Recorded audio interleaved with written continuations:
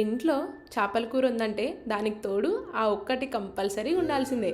లేదంటే ఆ రోజు అసలు ఆ చేపల కూరకే అర్థం ఉండదు. అదేంటి అని ఆలోచిస్తున్నారా? జొన్న రొట్టె. మా బంజారాలో ఎప్పుడు చేపల కూర వండినా ఎవరింట్లో అయినా జొన్న రొట్టెని కంపల్సరీగా ప్రిపేర్ చేసుకుంటాము. లేదంటే ఆ ఫిష్ కర్రీ మేము అస్సలు తినలేమన్నమాట.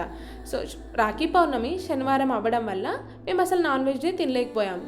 సో నెక్స్ట్ డే సండే మా అత్తయ్య నన్ను బావని ఎర్లీ మార్నింగే చేపలు తీసుకురమ్మని పంపించింది. మేము ఫిష్ తీసుకొని వచ్చే లోపు మా అత్తయ్య జొన్న రొట్టెలు చేసి పక్కన పెట్టేసింది. నేను రాగానే ఆ ఫిష్ అంతా క్లీన్ చేసేసింది అనమాట. అందులో ఒక 3 kg ఫిష్కి 1 kg అంతా శన, అంటే సొరపిడుపు, మేమైతే శన అని అంటాము, అది వచ్చింది.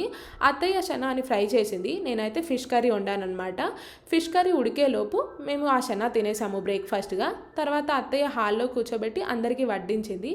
ఇదే మా ఫిష్ కర్రీ స్టోరీ అండి. సబ్స్క్రైబ్.